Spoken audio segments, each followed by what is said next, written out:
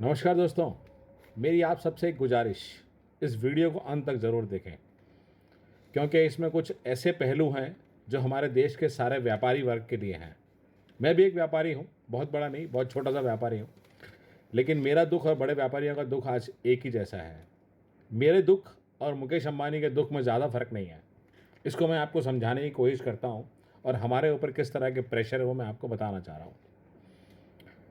जब से ये कोरोना की महामारी शुरू हुई तो हमारी दिल्ली में केजरीवाल साहब ने एक फ़ंड बना दिया, सीएम केयर फंड।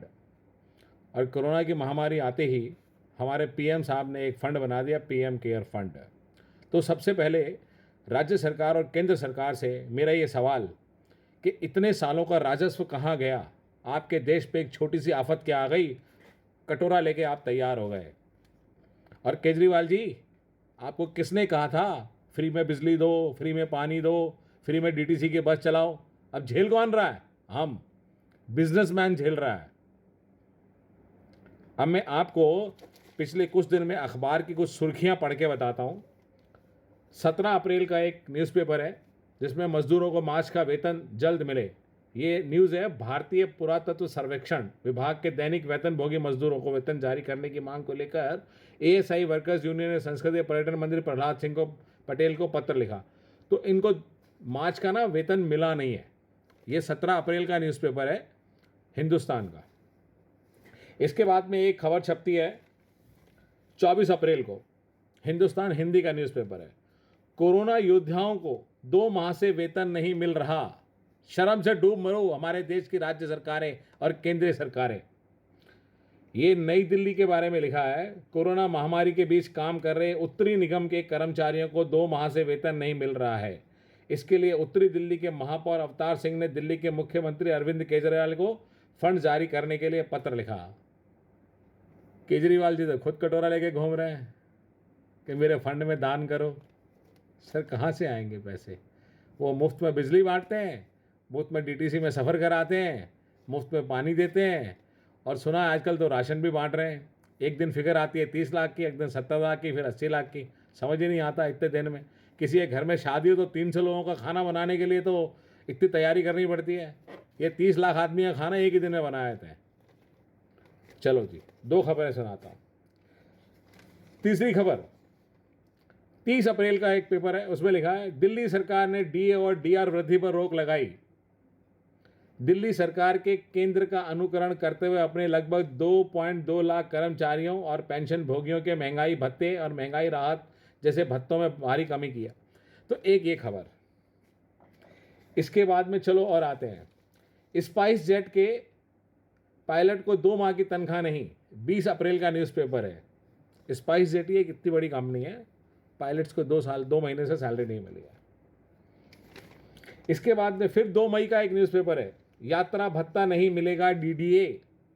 दिल्ली विकास प्राधिकरण की ओर से लॉकडाउन के दौरान कार्यालय नहीं आने वाले कर्मचारियों को यात्रा भत्ता नहीं दिया जाएगा। डीडीए की ओर से इस बाबत आदेश जारी किया गया है।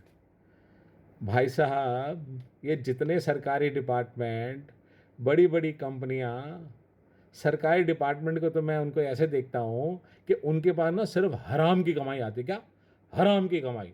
एमसीडी के पास हाउस टैक्स का बिल, पानी का बिल, पता नहीं ये टैक्स, वो टैक्स, ये लगा लो, वो लगा लो, ये लाइसेंस फीस फलाना, लूट मचा रखी है बेहिसाब।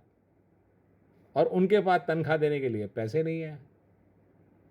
हमारे केजरीवाल जी कहते हैं कि हमें केंद्र से कोई मदद नहीं मिल रही। सर, आपको मदद देके करेंगे भी क्या? आप फिर डीटीसी के बस में फ्री में यात्रा कराएंगे? तो अभी आप लोग व्यापारियों से चाहते हैं कि हम ना सैलरी दे दें, हो सके तो उनको एडवांस भी दे दें, और इस बात का ध्यान रखें कि आपके अड़ोस पड़ोस में ना कोई भूखा ना सोए।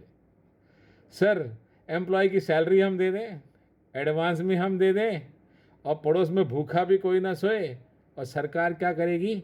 सिर्फ कागजों में राशन बांटेगी। आपने जितने लोगों को 5-5 हज़ार रुपये एनईएफटी करे ना, जरा उनके एनईएफटी के ट्रांजेक्शन की लिस्ट जरा जारी कर देना, देखते हैं हम भी।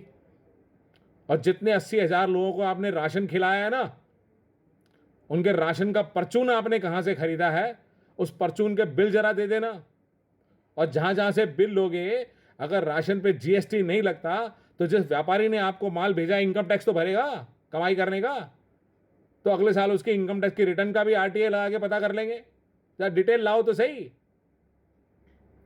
व्यापारी पूरी तनख्वाह दे दे, काटे ना, पैसे ना काटे, एम्प्लॉय को निकाले ना। भाई साहब, अब हमसे ये कहो कि आपके पास काम करने वाले आदमी को आप तनख्वाह मत दो पूरी, लेकिन उसको भूखा मत मरने देना। राशन पानी के पूरे पैसे देना, दवाई के लिए पैसे देना। अरे क्या करेंगे उनको, लेबर को पैसे देके? 10 रुपए का बीड़ी का बंडल 50 रुपए में खरीद के पी रहे, 50 रुपए पौवा 200 रुपए में खरीद के पी रहे। अरे मेरे घर में 4 आदमी में जितना राशन लगता है, 4 आदमी में उतना राशन तो उसके घर में भी लगता होगा। सब कुछ व्यापारी करेगा और सरकार क्या करेगी? सिर्फ कटोरा लेके भीख मांगेगी। और एक बात याद दिला दूं, ये सरकार है ना, व्यापारी के पैसे से चलती है। आपको जीएसटी चाहिए, हाउस टैक्स चाहिए, बिजली के बिल पे टैक्स चाहिए, फोन के बिल पे टैक्स चाहिए, पानी के बिल पे टैक्स चाहिए, जो हम राशन खाते हैं उस पर टैक्स चाहिए, हर चीज पे आपको टैक्स चाहिए। रोड पे चलते हैं उस पर टैक्स चाहिए, पेट्रोल खरीदते हैं टैक्स चाहिए। हद हो गई यार। भाई साहब बुरा मत मानना, ये सच है। आईना दिखा रहा हूं मैं आपको।